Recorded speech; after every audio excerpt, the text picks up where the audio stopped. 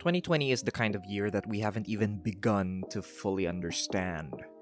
With the coronavirus pandemic radically disrupting the way we live our lives, 2020 is a year that will be looked back on with great interest for a long time to come. Things have changed out of necessity or stayed the same out of stubbornness. Either way, this year feels like it's brought to the fore issues that have been festering for a long time while simultaneously introducing a whole new crop of fresh problems to deal with. In terms of how this relates to the wrestling landscape, the immediate effects have been obvious. 2020 was a bad year for wrestling because 2020 was a bad year for everybody.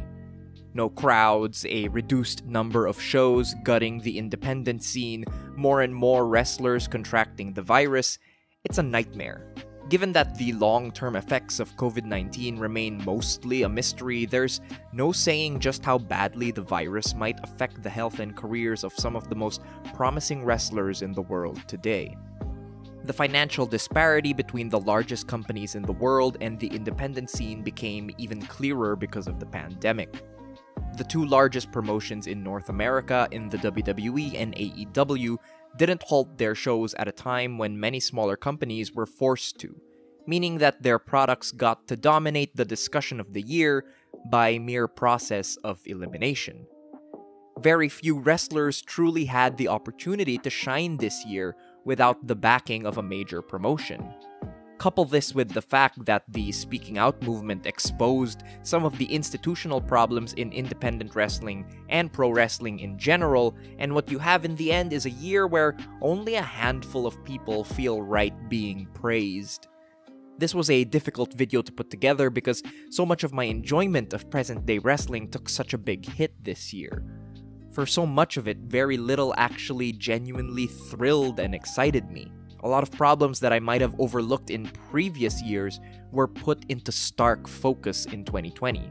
So if you're looking for a 100% positive, no complaints video, maybe you shouldn't be watching wrestling discourse videos about the worst year in our lifetimes. Still, this is a year worth exploring and documenting, if only for how strange and interesting it is. But if between the absolute gutting of the aesthetic, the rampant disregard for worker safety, the various allegations of sexual abuse being swept under the rug, and the unfortunate passings of people like Hana Kimura and Brody Lee, you don't particularly care to hear much more about wrestling this year? I hear you. More power to you. Feel free to skip this one. For the rest of you broken-brained mad people like me, let's press on. Here's the best of wrestling in 2020.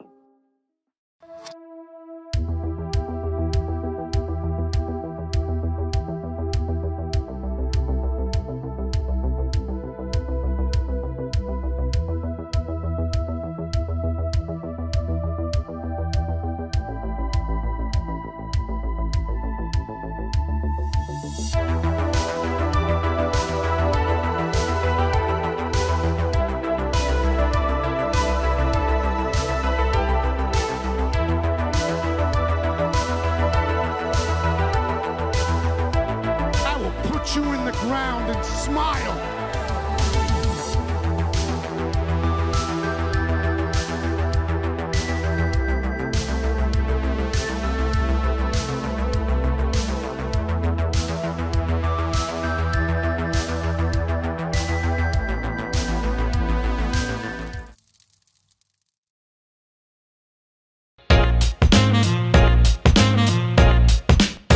The series finale of New Japan Pro Wrestling's Bushiroad era.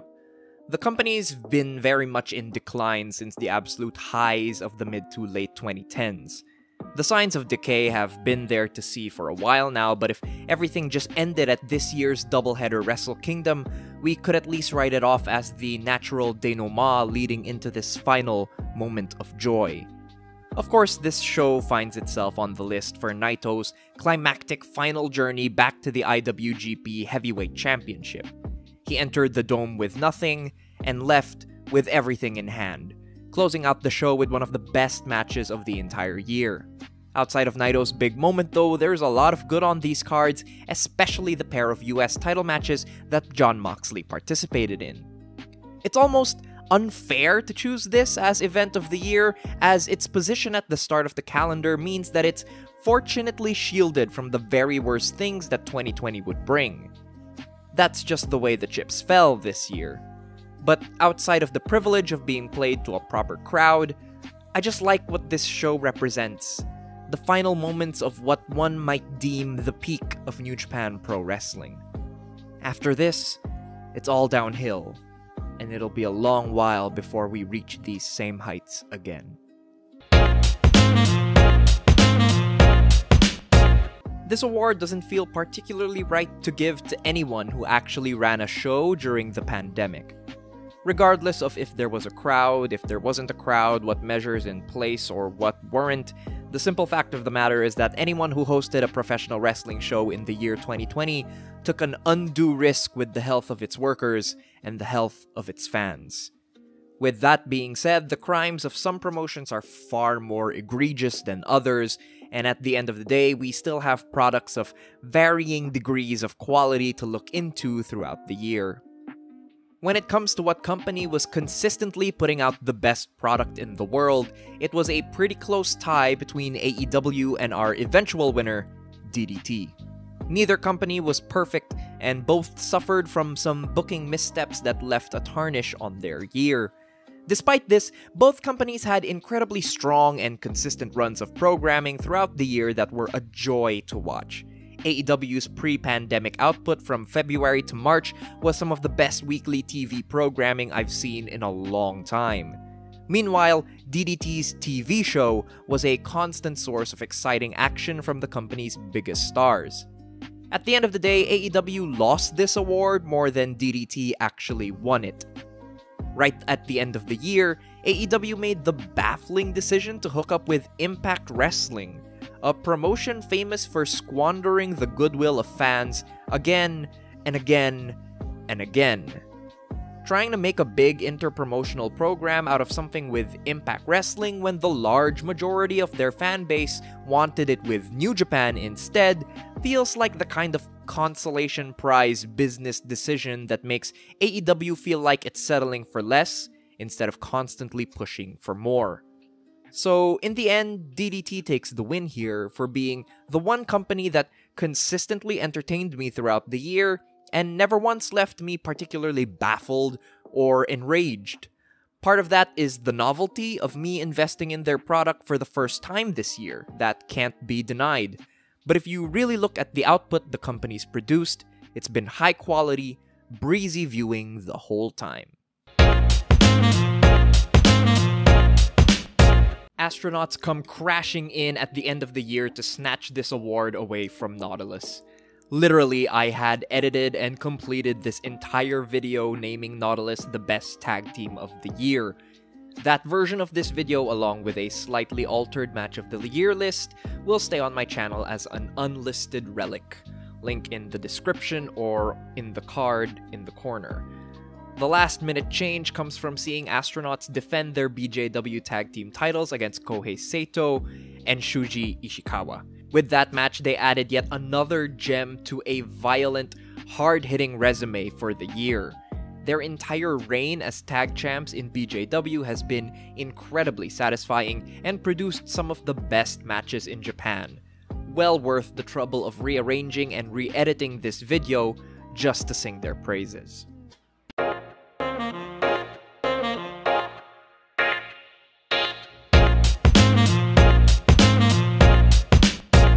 My favorite of this excellent trilogy from the second half of the year. These two were the shining highlights of the New Japan roster through 2020 because they remained mostly unshackled by the lofty main event formula of the company and just got to focus on being cool dudes kicking ass. This match manages to be both a brutal smackfest as well as a sympathetic babyface climb for Shingo as he spends a lot of it selling his bad back. In a year where New Japan took a deep plunge into the worst aspects of itself, these two remained unashamedly themselves, and all for the better. near impossible to get this wrong. The best tag team of the year in Nautilus go out and just have a banger with two of the best members of Strong Hearts. There's little that can be said about this match because its appeal is so simple. They go out there and just wrestle a banger, keeping a frenetic pace for the whole runtime and never letting up. A wonderful last-minute addition to this list. Astronauts have been on a crazy roll of short, action-filled matches that pack in a lot of violence and brutality. Much of the same here with Abe and Saito yet again getting tangled up in the thick of things with shoot punches and headbutts. The real shocker comes from Shuji Ishikawa actually looking motivated as hell and vicious in this match. As someone who's not enjoyed a lot of his recent work for All Japan, this was a complete revelation. The match that won Astronauts Tag Team of the Year.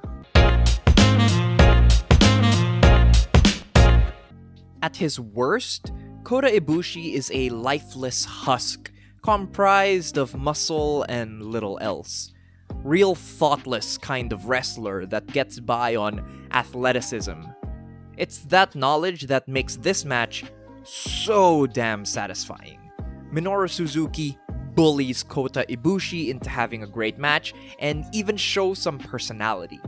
Few things in New Japan this year were as instantly riveting as this grumpy old man yelling at Ibushi and seeing Ibushi actually fire up to meet the challenge.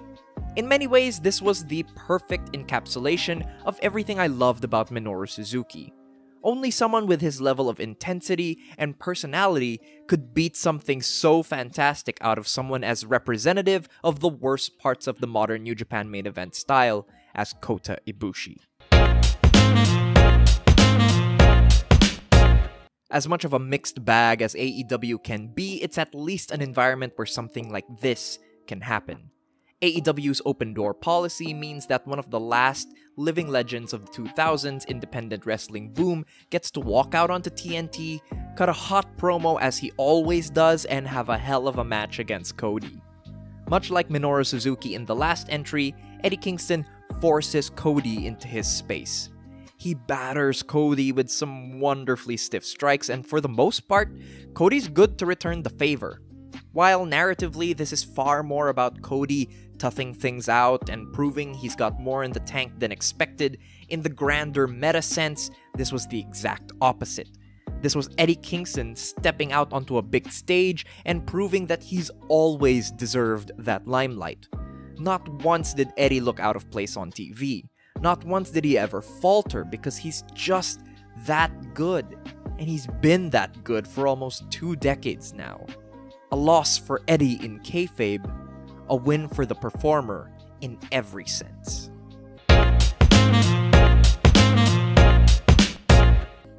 This one lands on the list because at the end of the day, all 4 of these guys are capable of really great stuff when they don't get in their own way. There's some of that here for sure.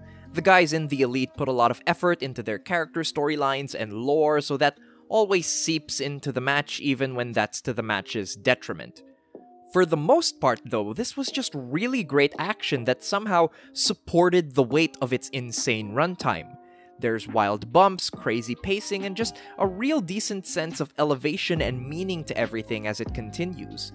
While I don't love the narrative aspects of this in the way some others probably do, there's no denying that the big moments and bumps do a lot for this match. A deeply offensive match in many regards.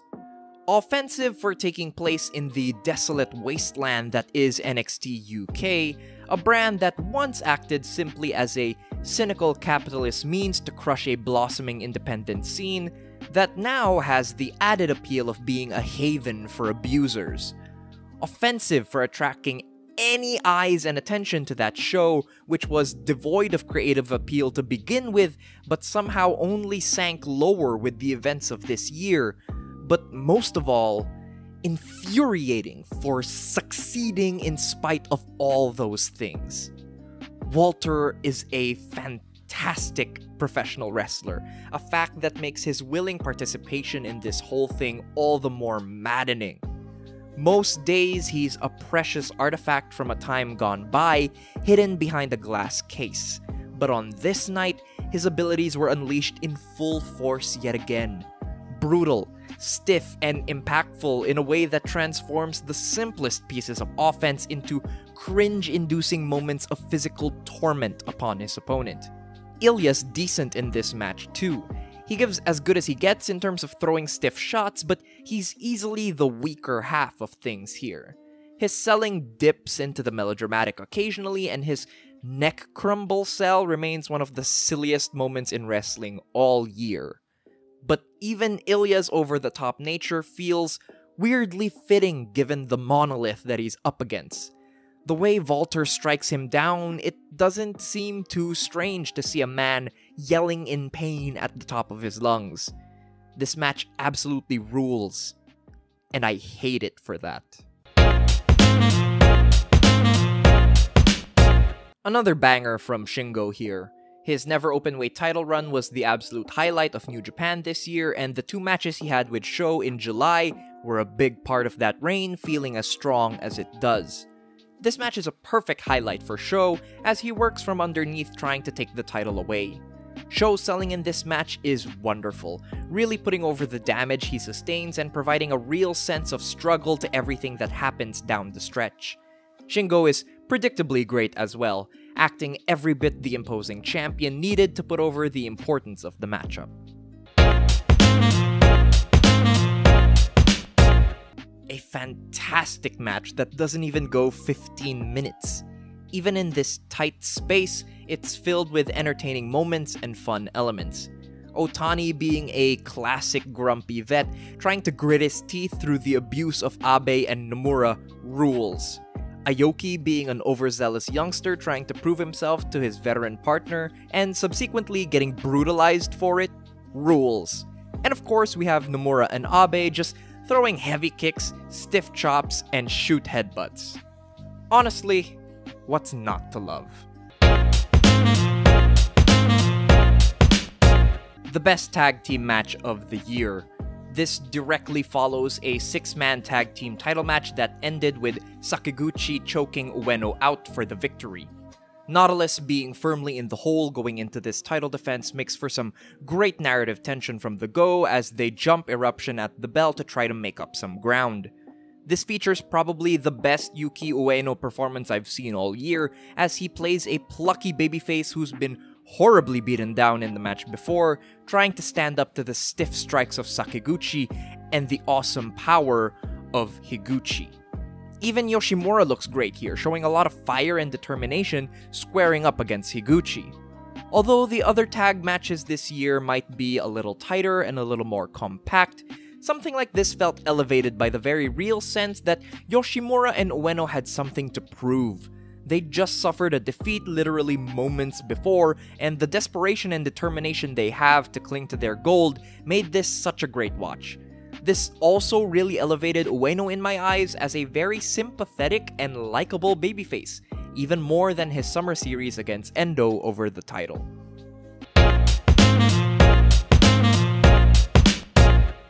Wrestling at its finest surpasses logical thought and just makes you believe.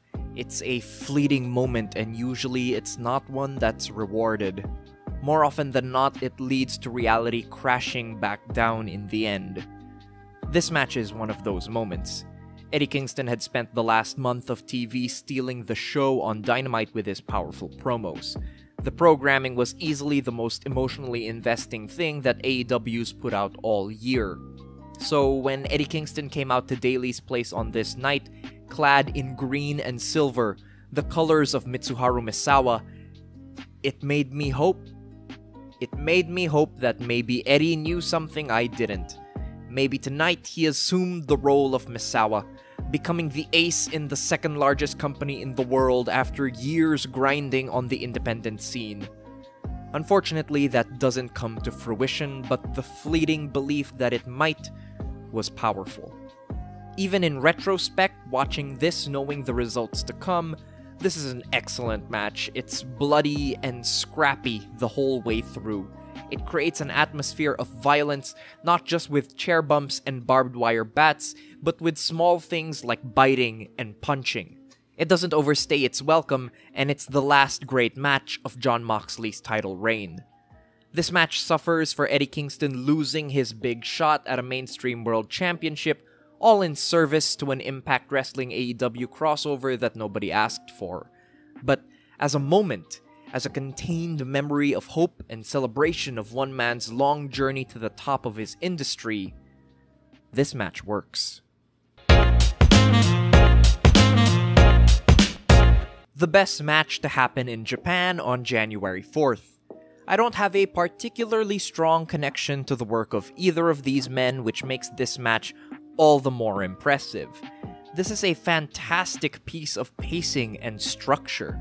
Kiyomiya's the young upstart who has a lot of expectations on his shoulders, especially as he's now won the GHC heavyweight title. But Go Shiozaki is a man who is deeply rooted in Noah's history, with a lineage directly linked to the company's creative and commercial peak. Kiyomiya works to disarm Go's favored weapon, the chop. There's a lot of arm work and Go sells it well, but eventually the veteran begins to make his comeback and put the younger wrestler through the ringer. Whether or not you know much about either of these guys, there's clearly a lot of thought and care that went into this match, and it shows in the finished product. Even as someone with practically zero investment in the Noah product, I couldn't help but want to see Go pull off the win towards the end. With only one other exception, this was the best title match that happened in Japan all year, by a pretty wide margin. The best Kenny Omega performance all year. Omega's a real coin flip of a wrestler for me. Many times I find him annoying and obnoxious, but when he's on, he absolutely lives up to the hype of being one of the best wrestlers anywhere in the world today. On this night in February, in the best week of Omega's entire year, he put on an absolute clinic against Pac. This match showcases all of Kenny Omega's best features as a performer. His offense is dynamic and explosive. When the second act calls upon him to be a battered babyface, he bumps and sells for Pac in such an expressive way that it elevates Pac's already top-notch arsenal of moves. And let's not leave Pac out of this conversation either. Before the pandemic really took hold of the year, he was well on track to being an easy top 10 wrestler of the year.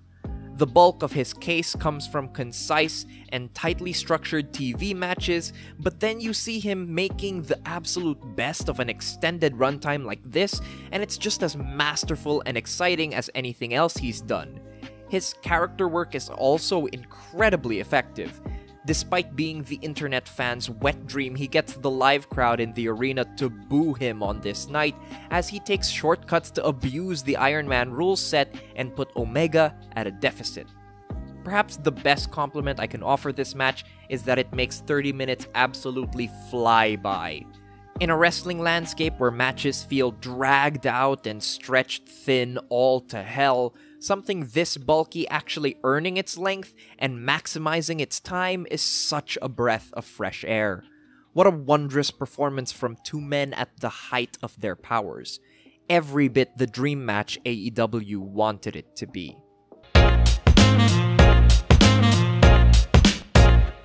You give the best wrestler in the world any significant amount of time on a major stage and it produces magic. Yes, we've seen Bryan pull great matches out of opponents far beneath him in terms of ability, as he did last year when he created a WrestleMania classic against mid-carder for life Kofi Kingston. But here, we see him against someone that he's clearly had his eye on for a long time and who can match him hold for hold in something a little more intricate. The narrative of the match is simple. Drew Gulak considers himself to be the newest technical master in the WWE.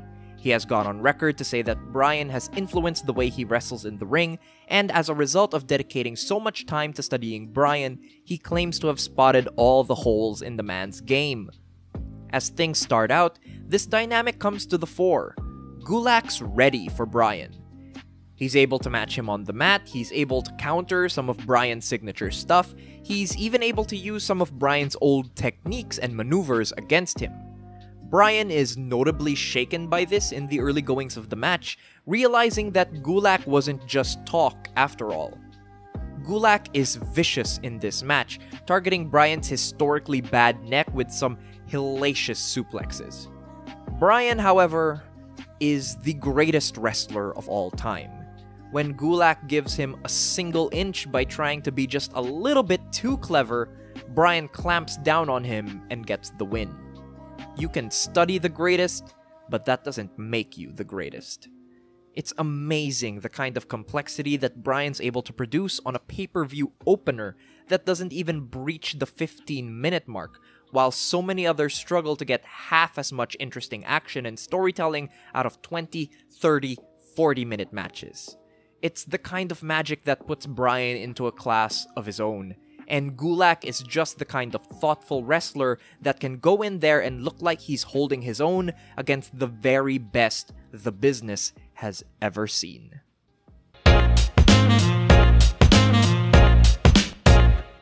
If Bryan could do all that with less than 15 minutes, imagine what he could actually do given 40. Taking place just a few days before an Edge-Orton match marketed as being the greatest wrestling match of all time, Bryan and AJ put in the work to make an embarrassment of that statement. This match makes me nostalgic in the best way, reminding me of a time in wrestling that I love so much. AJ Styles and Daniel Bryan, two people who were driving forces behind the rise of the American independent scene in the 2000s. Two men who have, in their own ways, greatly influenced the wrestling landscape as we know it, being given the space and time to create something amazing. This match feels like a mid-2000s ROH World Championship match somehow transported to 2020. Whatever cosmic error landed this anachronism into this hell year did us great favors. Layered and well-structured, this match features dueling limb work, grotesque mat work, touches of violence, and all without leaning too heavily on the finisher overuse that so many like to blame the independents for. These are two masters of a style that others have so diluted and bastardized, showing everyone how to do it right. WWE often lies to us by trying to tell us that the Intercontinental Championship matters still. It doesn't. It hasn't since 2016. But on this night at least, the Intercontinental Championship was contested in one of the best matches of the year, and will always have that. Tell a lie enough times, and it can become true, even for just a moment.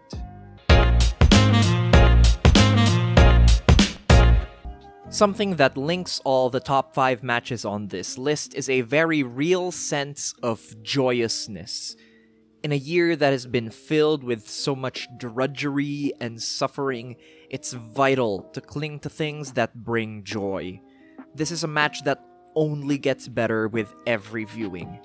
There are the obvious things to love about it, such as the fact that it's two old men enacting horrific violence on each other.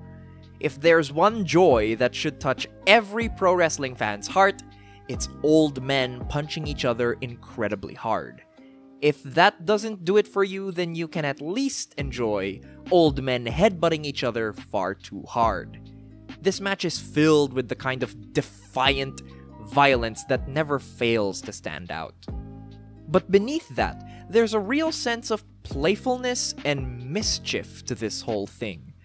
Ishikawa and Ikeda feel so much larger than this promotion and this venue, and they act like it the whole way through. But instead of big-leaguing WXW by phoning in their match, they simply move in defiance of any attempts to restrain the brutality they wish to enact. The referee is treated with an almost condescending indifference as these two continually push the boundaries of the rules. Even for those unfamiliar with these two men's rivalry, myself included, there's a feeling of camaraderie through this whole thing. This is what they do best, and they will put that on full display regardless of if anyone understands or even cares. Screw playing to the crowd. You could have this same match in a COVID-era empty arena and it'd be just as good. Fight to the fullest regardless of structure or narrative. but never stop fighting. It's an uncompromising take on what professional wrestling can be, and in the eyes of these two, probably should be.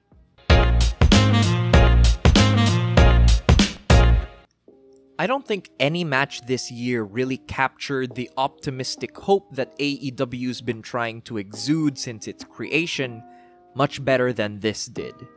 Though they stumble, AEW has never really shied away from pushing wrestlers who develop a quick and powerful connection to their audience. From his very first appearances with the company, Orange Cassidy has had that connection with the crowd.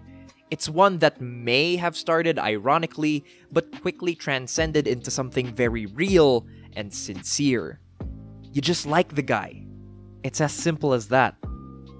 AEW protected Orange Cassidy's value as an act by holding off on debuting him in a singles contest until this past February, and he couldn't have asked for a better opponent. Pac's constant rage and dynamic offense made him the perfect straight man to foil to Orange Cassidy's comedy shtick. Again, Pac channels his best heel mannerisms here to truly make himself as detestable as possible by putting a beating on the most beloved babyface in the promotion. This was the perfect moment. Cassidy had already won over the AEW fans with his comedic character work, but on this stage, he got to show off the fast-paced, lucha-influenced in-ring work that he's been mastering for over a decade now. He was everything a babyface should be: determined, sympathetic, and skilled. You want to believe in him, and Pac sells for him wonderfully. Despite being the eventual winner, Pac very much learned some humility in the process, realizing that he came incredibly close to being defeated by someone that many consider a joke.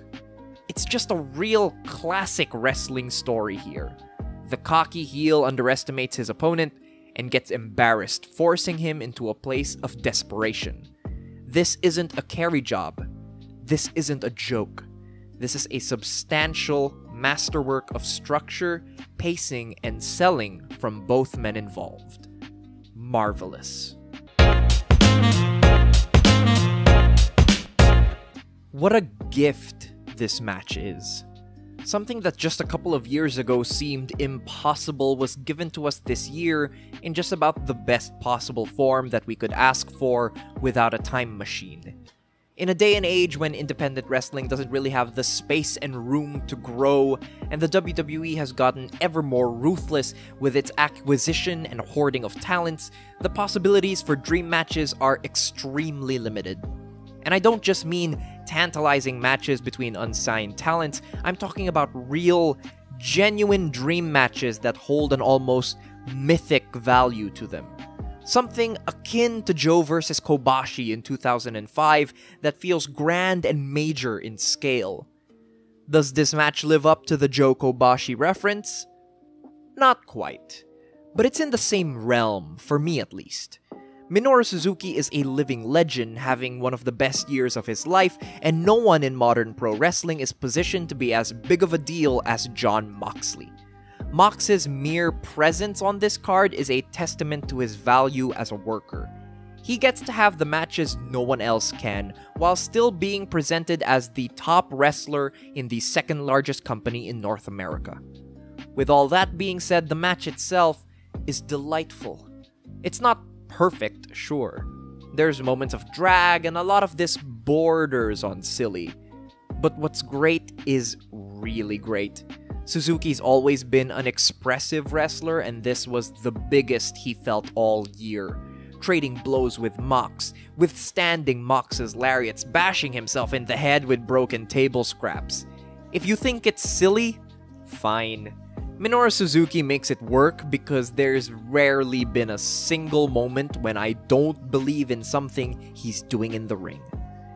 Moxley was motivated as all hell, working in there with someone he clearly looked up to. He brought the heat and appropriately sold his ass off for Misu when the action called for it. Much like the Ikeda-Ishikawa match a few entries back, this benefits from both workers just looking like they were having a grand old time beating the hell out of each other. Their joy was infectious. It made me giddy and excited in a way that's rare to achieve with wrestling these days. At one point, this was my match of the year. Such was the power of its instant appeal. Time dulls all things though, even joy. But there's still things left to celebrate here with the third best match of 2020. This was the culmination of the Bushiroad era of New Japan Pro Wrestling. After Okada took the reins from Tanahashi for good at Wrestle Kingdom 10, this was the next biggest milestone the company felt that it was moving towards. Unfortunately, the company failed to make good on that promise in 2018, and the 2 years since have felt like a turtle's crawl towards this inevitable point in time. Still, for something that was a product of a delayed booking decision, this came off wonderfully. Naito entered the 2-night Wrestle Kingdom events with nothing and now had the chance to walk away with everything. Standing in his way, the embodiment of success in New Japan from the last decade. Record breaker, golden boy, top of the mountain, Kazuchika Okada. Given the year that Okada's had since, it almost feels wrong to praise him. But when he's motivated and on, he absolutely earns all the accolades that he's collected over the last 8 years. On this night, he was every bit one of the greatest wrestlers in the world, putting on one of my favorite performances from him yet. So much of my ambivalence towards Okada is directed towards his lack of motivation at his worst. I don't mean in that he's lazy in the ring, although that is occasionally an issue as well, but rather, he's so thoroughly cemented at the top of New Japan's hierarchy that it hasn't felt like he's had anything worth fighting for in the last 2 or 3 years. That is not a problem here. In this match, Okada's the man at the top of the mountain wanting once and for all to put away this nuisance that people have been clamoring to unseat him for years now. He manifests that with some incredible legwork that brings out some of the best of Okada's malice.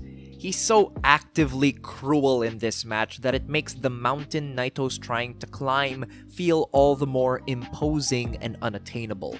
Naito is at his best here too, moving with actual urgency.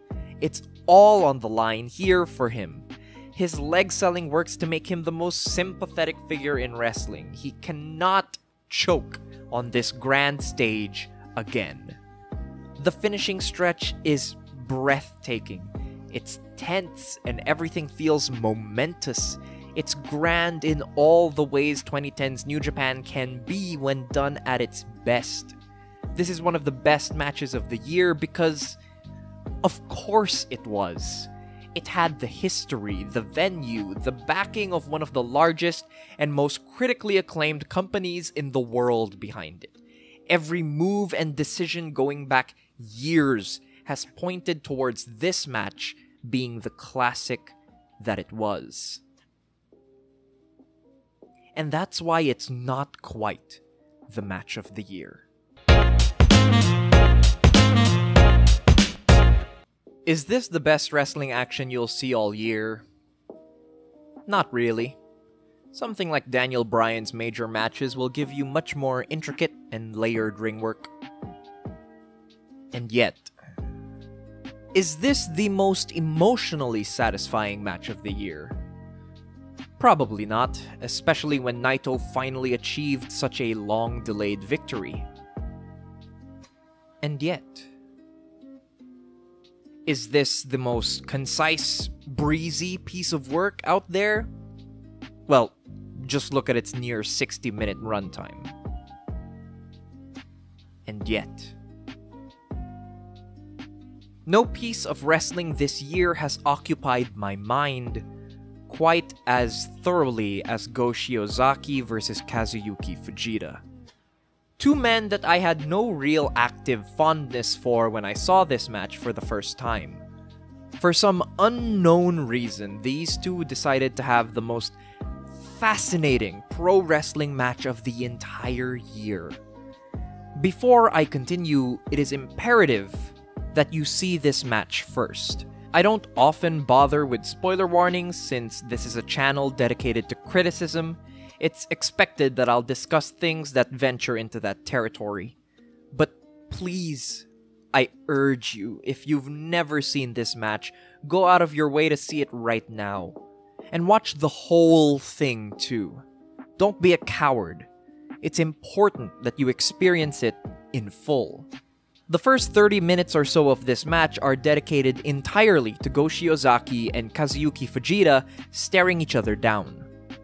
They don't touch, they hardly even move. They stand in the ring, glaring daggers at each other for over 30 minutes. I fucking love it. Regardless of what their motivations for this match were, that singular choice of dedicating over half the match's runtime to a stare down made this the most instantly memorable and interesting match of the year. There's so much I could talk about just by discussing the stare down. I can talk about how the silence makes a mockery, intentional or not, of the bloated and boring opening stretches that plague Japanese main event wrestling. I could discuss how cleverly the camera work in this match operates to keep the visuals of something so stagnant still feel interesting. There's the fact that I think no one at ringside really knew what was coming, given how both men's entourages at ringside kept trying to encourage action to start, only to be beaten back into submission by the silence. The emptiness no longer stands in the way as an obstacle. These two instead embrace the silence. They amplify it. It takes something that has crippled so much of wrestling this year and transformed it into the driving force that makes this match so good. The silence is the pulse that gives this match life. It's hypnotic in its own way, drawing you in, making you hyper-focused. Once the action starts, it's fair to say that some magic is lost. Some portions do sag, but when they're combined with sights like Fujita spitting a mouthful of hand sanitizer at Go, I just don't see how I'm not supposed to love this match with my entire heart. You have something as ridiculous as that, and then in the closing moments, you'll have the glory of Fujita just caving in Go's skull with some of the grossest punts you'll ever see. I love this match so much. Flaws and all, it has stayed with me ever since I saw it in March. I flirted with the idea of dropping it beneath the rational and perfectly acceptable Naito Okada match for this spot on the list, but I just couldn't bring myself to do it at all. I refuse to begrudge myself the joy this match brought me, despite its walk and brawl, despite the listlessness of the back half. I still can't stop thinking about what an accomplishment this match is. It took the worst crisis the world has seen in decades and created something truly unique and special from those circumstances. What a beautiful match.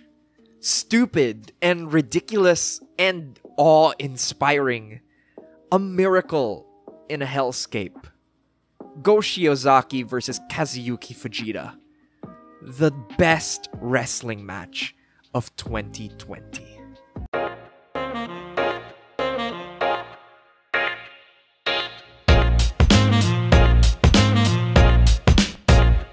I really struggled over whether or not to include Go Shiozaki on this list.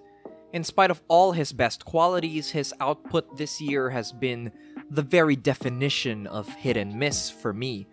On the one hand, 2 of the 10 best matches of the entire year, including the match of the year itself.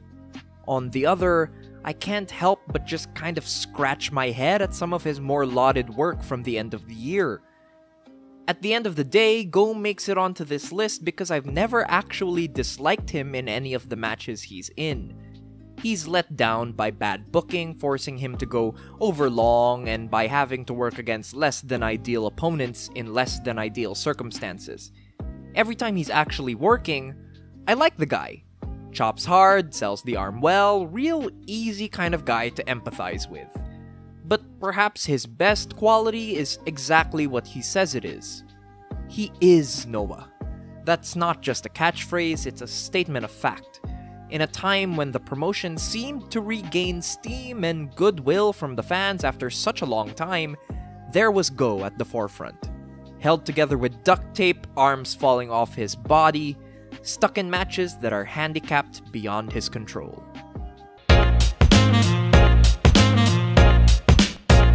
Such is the power of the hell year that Jonathan Gresham gets into the top 20 on the back of 1 month's body of work.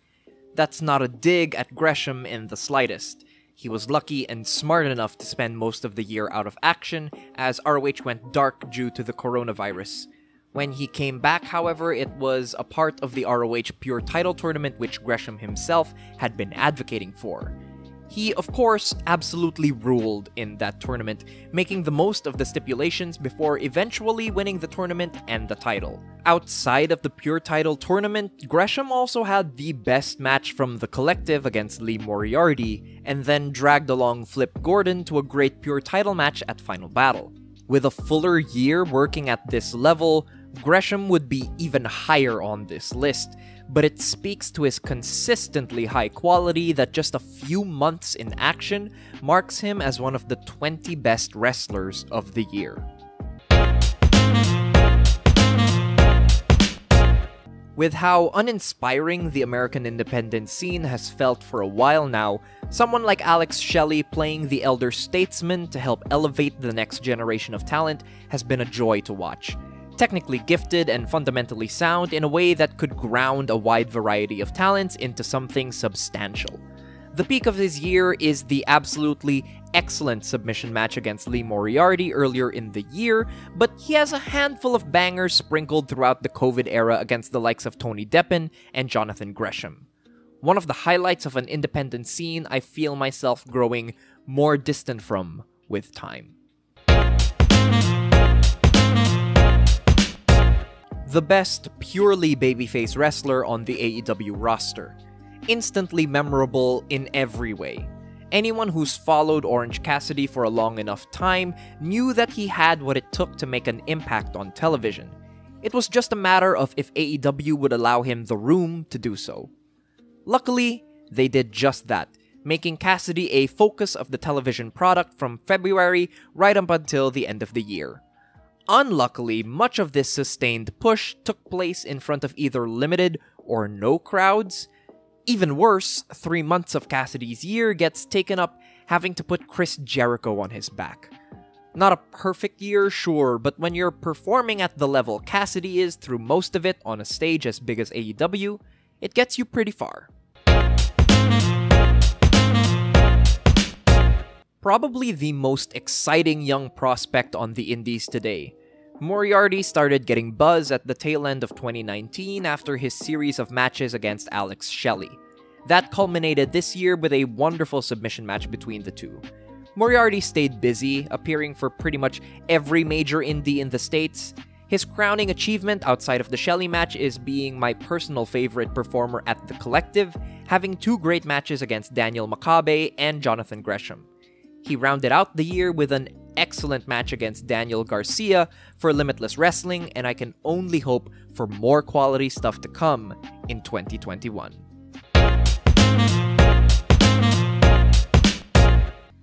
It's a difficult year for me to really start paying attention to Timothy Thatcher's career, as this is the year he got swallowed up by the WWE. This was perhaps the most painful signing for many fans of independent wrestling, but for a while it didn't seem to be too much of a problem. After a great performance in his WXW farewell tag match, Thatcher spent much of his early run in NXT working the style that had made him such a joy to watch. Grapple-centric bouts against Matt Riddle, a reprise of his famous rivalry against Oney Lorcan, all these showed that Thatcher remained true to what brought him to the dance, and he's still one of the best in the world. Unfortunately, much like Orange Cassidy before him, he's burdened with bad booking. He spends much of the end of the year working against vacuous voids like Dexter Loomis, who sadly keep me away from even trying to watch. That's not Thatcher's fault, of course, but it's just how the year shakes out for him. Still, as one of the best in the world, when he's given the chance to actually sink his gapped teeth into something, it turns out great. Sadly, I don't have faith in the WWE to utilize Thatcher to his maximum potential, but that's the nature of the beast.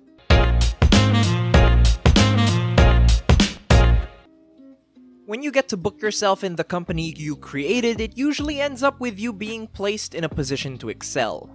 That's exactly what Cody did.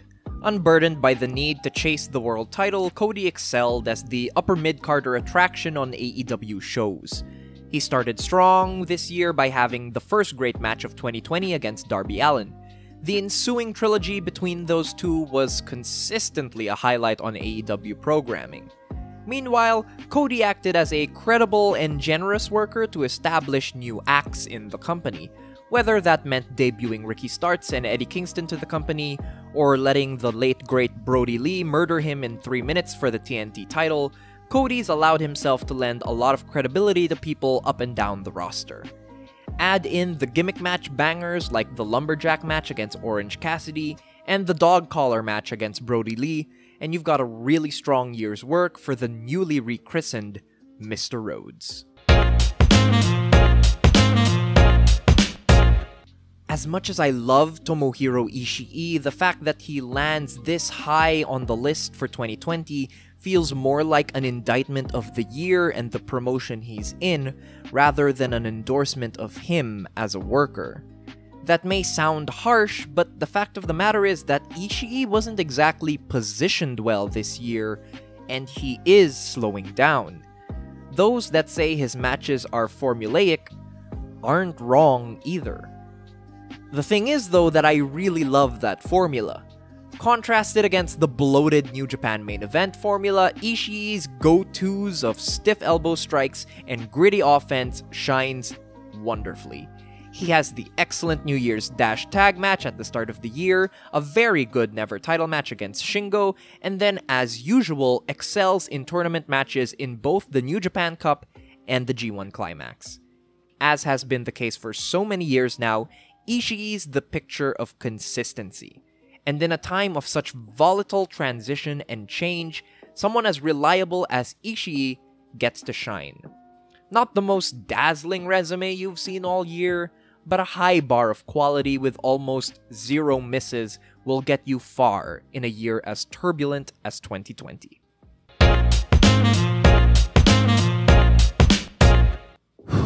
Okay, let's talk about this one. For most of the year, Kenny Omega was positioned in a sweet spot that allowed me to really enjoy him. He was kept far away from the World Championship and was placed mostly in tag matches as a champion alongside Hangman Page. This curbed his worst tendencies by reducing the number of times he could overreach on an epic-style match while still highlighting his impactful offense in short bursts as part of a team. It made the few singles matches he did, such as the wonderful Iron Man match against Pac, stand out all the more. They were treats that earned their extended runtime instead of being an obligation. Kenny spent most of his year building a quietly strong case as one of the most consistent wrestlers in the world, and easily has the most must-see matches of anyone on this list. But then it all started to fall apart. Once he and Page lost the titles, things just weren't the same. Omega's early matches in the number 1 contenders tournament are pretty weak, although he's burdened with some uninteresting opponents in the Lucha Bros. The finals performance felt like a return to form, as the match against Page at Full Gear was exactly the kind of compact, action-filled match that I love seeing from Omega. Then he wins the title from Moxley. I don't know who got it in their head that Kenny Omega doing a poor Ric Flair impression and comparing world titles to rare comics was a good idea, because it isn't. Everything about this heel turn reeks of insincerity. If there's anything that ruins pro wrestling quicker than anything else, it's when you're being lied to. Kenny Omega being an old school heel champion focused on wealth and flash? That's a lie too painful to endure. And yet, he still will put on a strong match like the Triple Mania match against Laredo Kid.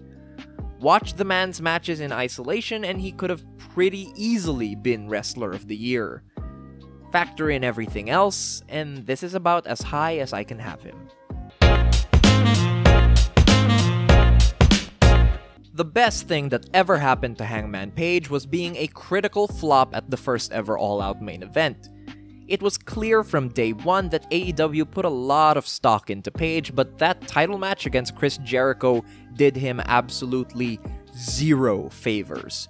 Taking on a more liberating role in the upper mid-card of the company was exactly what Page needed.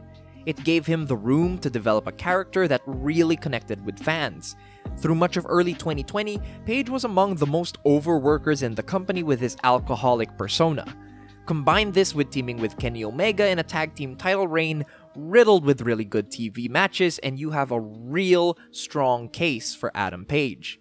He also displayed a decent amount of versatility in terms of the tone of his work. From the emotional core of the Young Bucks tag at Revolution, to having arguably the best comedic segment in the Stadium Stampede while brawling with Jake Hager, of all people, to having a string of really good to great matches in the #1 Contenders Tournament at the end of the year, Page has made the most of pretty much every opportunity that's been thrown his way.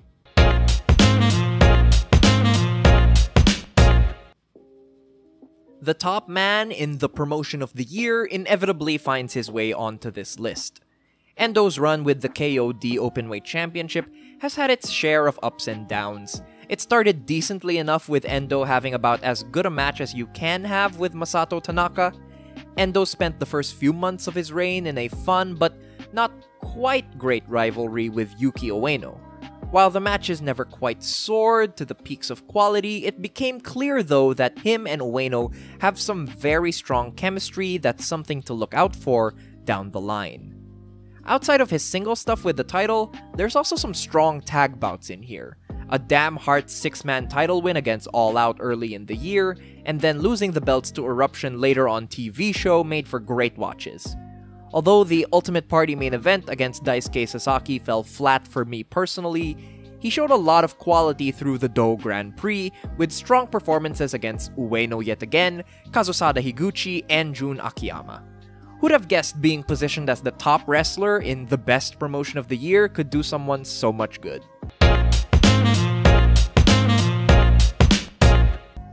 Uncle Jun had a fun run in DDT.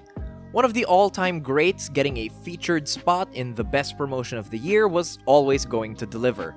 His run on TV show in the mid-year was a textbook example of playing to a worker's strengths.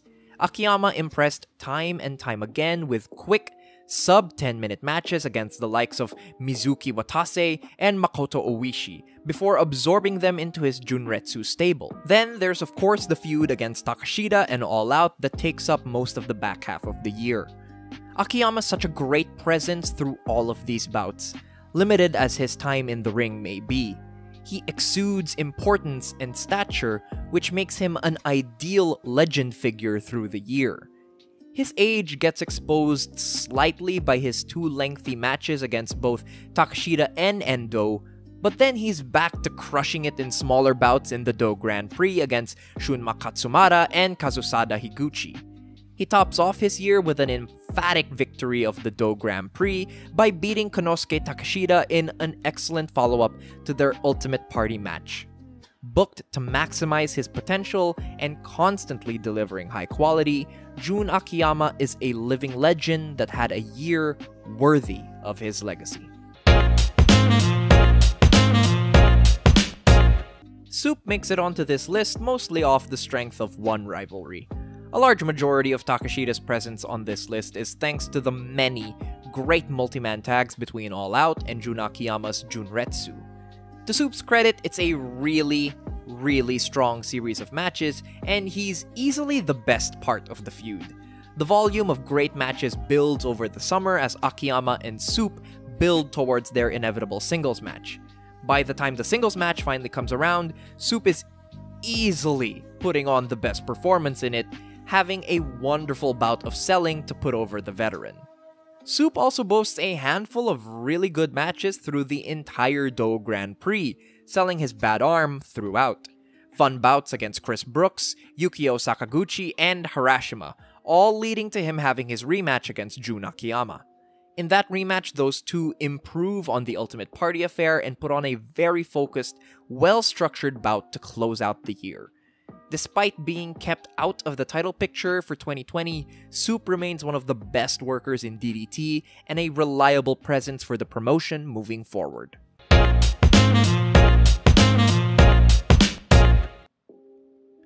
Higuchi makes this list on the back of an insanely consistent year in the ring. In every match he's in, he comes across as a powerful force that puts a lot of weight behind every action.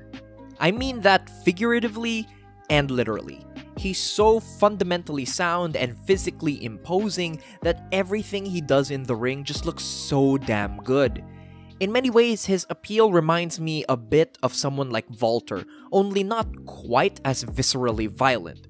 For proof of just how good Higuchi is, see how credible and legitimate he makes his brain claw feel in 2020. For the most part, Higuchi's put into tag settings throughout the year and he shines in that role. His 6-man tag title run beside Yukio Sakaguchi and Saki Akai produced some fun matches against the likes of Damn Hearts and Disaster Box. Then there's also the lovely tag title win against Nautilus. But when he's given enough room to stretch his beefy legs, he shines in singles tournament settings with strong runs in both the King of DDT and Do Grand Prix. Though he's not always given the brightest spots to work with, Higuchi excels in pretty much every setting, and I can only hope he continues to be given more to work with in the coming new year. One of the big surprises of 2020 for me has been Yuki Ueno, who put together quite a strong case for himself with his work in DDT. It's clear with how he was positioned that the promotion sees a lot of upside in Ueno, and they give him plenty of opportunities to succeed this year, whether it's from holding the tag belts for much of 2020, having a series of matches with the top champion in Endo, to winning the Universal title at Ultimate Party. Ueno's absolute best work comes as one half of the Tag Team of the Year in Nautilus, alongside his partner Naomi Yoshimura. They have bangers defending the titles at Wrestle Peter Pan against Strong Hearts, and their back-to-back 6-man title and tag title matches against Eruption on the same night were excellent as well. It's that second one in particular that really helped solidify Ueno's place on this list. His performance was so strong and sympathetic that it made a real fan of me. I actively want to see this guy succeed and do well heading into the new year, instead of me simply being a passive but appreciative observer. In a year where I felt alienated from a lot of what was popular in wrestling, it was good to just discover someone new and enjoy their work. One of the things I find to be true about everyone in my top 5 is that they're all seasoned veterans of this industry that managed to weather the storms of this crazy year by staying true to themselves through thick and thin. In a time of crisis and change, the greatest wrestler of all time remained a constant. Strip away the crowds, the pomp, and circumstance, leave it all to what happens between the bells, and Daniel Bryan will find a way to shine. Even before the lockdowns hit, Bryan built his case for the year by putting on 2 fantastic accomplishments. The first I discussed earlier in the video.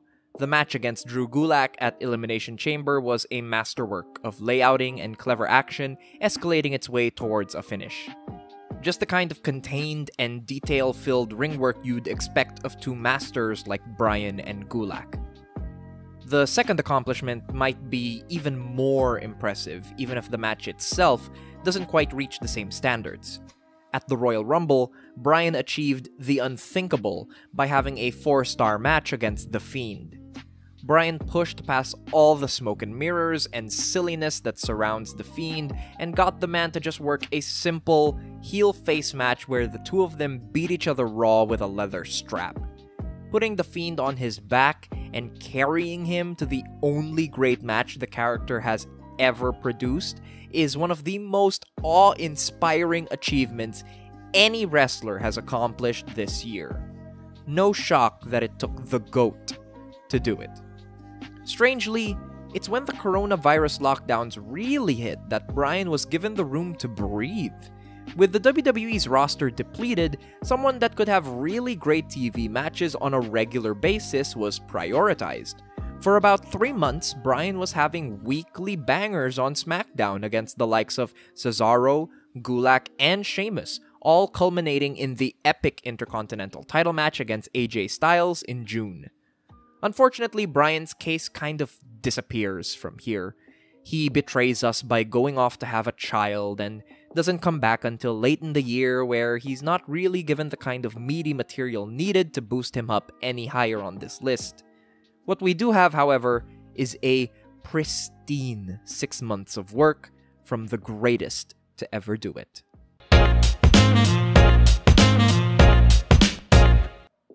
One of the few blessings of 2020 was the wrestling industry finally sobering up, acknowledging a truth that has been known for over a decade now, and putting Eddie Kingston on national TV. From the very first moment that Eddie stepped out onto the stage at Daly's Place, he became the instant highlight of AEW's weekly television. Fans of Kingston's work have known for a long time now that he's one of the best talkers in the world. AEW was smart enough to capitalize on this, consistently providing Eddie mic time. And when you let Eddie speak, it's no big shock that the fans learn to love him.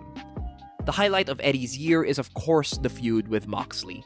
Both their TV match on Dynamite and the main event at Full Gear showcased Eddie plying his trade on a major stage. He displayed the kind of rough-and-tumble, gritty violence that's always made him such a delight to watch in the ring, and nobody could have paired better with him than Mox for that occasion. Of course, the real show stealers here were the promos, as week in and week out, Mox and Eddie raised the emotional stakes of the Full Gear title match and made it a can't-miss event. If we look outside of AEW, however, we find that Eddie was building quite a year for himself even on the independent scene. His run in the 16-carat tournament for WXW was excellent. Kingston put on 3 nights worth of strong matches, making him one of the top highlights of that weekend. He also has the ICW No Holds Barred match against Brett Eisen, which is a wonderful match for stiff strikes and subtle selling. That Eddie followed up that match with the promo that would catapult him onto weekly TV speaks to the kind of magnetic charisma that this man has. No one in pro wrestling is realer than Eddie Kingston. Everything he does in and out of the ring exudes authenticity. It's one of the things about Eddie Kingston that makes him so easy to invest in as a performer. There is rarely any line between the performer and the persona that we see on screen. What you see is what you get, and that kind of certainty is the most precious thing of all in an industry based on artificiality. No one in 2020 has been as emotionally engaging as Eddie Kingston this year, and as long as he has a mic in his hand and enemies to punch at, that's not something that's going to change. Jon Moxley was the most important wrestler in the world in 2020. This was exceedingly clear in the first half of the year, as he was a highlight of the 2 largest promotions in the world not run by Vince McMahon. Moxley in early 2020 not only made himself feel important, but by extension, he made the entire wrestling industry feel just a bit more exciting than it had before. There's the obvious things, such as being able to have feature matches in the Tokyo Dome and Osaka-jo Hall before even winning the AEW World Championship in February. But there's the little things too, such as Moxley wearing his eye patch across both promotions to sell the injury angle against Jericho.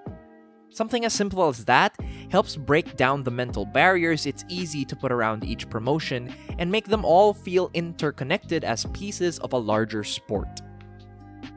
Everything was looking like it was laid out for Moxley to have one of the biggest years in wrestling in a long time. He was set up to have a major match against Zack Sabre Jr., he had big independent dates set up in Europe, and then 2020 happened. From here, Mox gets confined to working just AEW. He at least does it well, having strong title defenses against the late great Brody Lee, a very good all-out main event with MJF, and the aforementioned Sizzler against Eddie Kingston. He even gets to have a brief moment making the wrestling world feel big again by wrestling in the Bloodsport main event at The Collective against Chris Dickinson. It's all strong stuff both in the ring and on the mic, but I do feel like Mox's year suffers just a little from living in the shadow of what could have been. None of that is Mox's fault, it's just how the cards were dealt. Unfortunately, the year doesn't wrap up quite so neatly for Mox. He drops his title in service to a Kenny Omega heel turn that I'm not that hot on, and then he quietly goes away. Not the best impression to leave just as things wrap up. That being said, I don't think there's a lot you can really hold against Moxley in 2020. Having him as Wrestler of the Year makes complete sense on paper and as a fan. But there were just enough question marks around his case that land him at number 3. The top 2 are people who blazed a trail through the year, leaving little doubt as to where they should place. Shingo don't miss. He don't. Shingo's presence on this list comes down to very simple things: quality and consistency. He had the most high-end matches of anyone else on this list. He starts the year hot by having that fantastic tag match at New Year's Dash, and then he just doesn't let up. By the time he wins the Never title from Goto at New Beginning, he's set to have the best possible year in New Japan. Outside of his 2 Ishii matches, he's unburdened from the pressures of the New Japan main event style, and he can just have hard-hitting, fun matches. I don't think Shingo has a single match for the Never title this year that isn't worth seeing. The highlights do include the Show and El Desperado title defenses, and his trilogy of matches against Suzuki. Outside of being the hard-hitting, fast-paced bouts you expect from the Never division, Shingo actually brings a decent amount of variety to these matches. He finds himself as both the domineering champion and a wounded underdog. He's selling his leg, his arm, his back. I don't think he's had a bad match all year, and in fact, he's one of the few people who was able to get an Okada match worth seeing after the Tokyo Dome. That in itself is an achievement worth shouting to the heavens about. Shingo is quite simply the most watchable wrestler of the year. Put on any of the bouts he's had in 2020 and you're going to have a good time. It's really that simple. It's such an airtight case that I flirted with the idea of putting Shingo at the top of this list. Again, much like Mox, he's the kind of pick that I wouldn't be mad at if anyone else chooses him.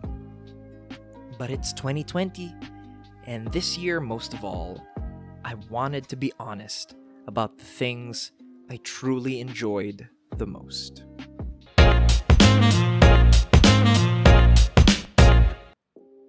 So much of wrestling has felt so lifeless this year. With the combined horrors of the world bearing down upon the industry, there wasn't a lot of stuff going around that could inspire the real, simple joy of pro wrestling done at its best. Crowds were gone, shows were zapped of their energy, things felt hollow. Even now, as promotions all over the world shamble towards having crowds again, that same sense of emptiness can linger on a lot of what's out there to see. Never once did that feel like a problem with Minoru Suzuki. Few people have combined all my favorite aspects of professional wrestling together this year better than Minoru Suzuki. He strikes the perfect balance between expressiveness that teeters towards the ridiculous and the kind of legitimate violence that helps him earn his credibility. When people complain about Minoru Suzuki being too goofy and silly for his own good, it's easy to dispel those problems when you recall his legitimate background and just actually watch the way he hits people. I think what I appreciated most about Minoru Suzuki, however, was the sense of joy that fills his matches. There's a gleeful celebration of violence in so much of his work that's just so infectious. Few matches capture this better than his match against Jon Moxley in February. The two men just delighted in every moment of that match. It was one of the breeziest, most exhilarating viewing experiences of the year. Suzuki also went on to be a really strong tournament wrestler this year, being a highlight in both of New Japan's major heavyweight tournaments. He had that delightful New Japan Cup match that introduced me to the brilliance of Yuji Nagata. He had easily the best matches in the entire G1 against Ishii and Ibushi. He had the trilogy of matches against Shingo that made the never openweight title such a highlight of a company growing increasingly tedious. If you need even more proof of Suzuki's greatness this year, take a look at his non-New Japan work. Specifically, his singles match against Takuya Nomura in BJW and the 6-man tag main event he had in Tenryu Project. Neither are top-level matches, but Suzuki's presence in them adds so much. Suzuki on his off days has so much charisma and gravitas that many struggle to achieve at the top of their efforts. Minoru Suzuki was excellent this year. The best character and presence in a company that continues its inevitable decline from the peak of its prominence. As with most good things in wrestling in 2020, it's those that stayed true to themselves that shined brightest. No one felt as sincerely fun, joyous, gleeful, and yet also legitimately threatening and dangerous as Minoru Suzuki did in 2020. All hail the Lonely Warrior. Long live the king of pro wrestling. Minoru Suzuki, the best wrestler of 2020. Guys, thank you so much for sticking around until the end of this video. I know it was incredibly long, and yes, I understand the irony of that given my common complaint in matches. So the fact that you guys made it here or even skipped around to this point means so much to me. All your support has been incredibly important and meaningful to me this year in helping my channel grow, and I am so incredibly grateful to all of you, to all of my subscribers, to all the people that this has allowed me to meet on Twitter and online. Thank you so much. And of course, I want to spend a little time to send a very special thank you to my Ko-fi supporters. Thank you to my one-time supporters in Benjamin Emerson, Stephen McClanahan, Athletic Geek 89, Jonathan Iffert, El Dandy, Juan Z. Gonzalez, Sean Orleans, Dmitry Alexandrov, Parmman, and of course to my monthly subscribers. A very huge thank you goes out to Jake Dieterich, Eddie Roberts, James Draper, Chick Fritz, Matt Brummett, Jacob Dickens, Smarkdown Podcast, Spiders in My Bed, Tyler Kuhn Williams, Donomatic, Joe Humphreys, Arch Stanton, and Timothy R. Buchner. You guys are absolutely amazing. Shout out to IQWrestler for the fantastic intro video. Check his channel out. You guys are awesome. Thank you so much for sticking around, and have a good one.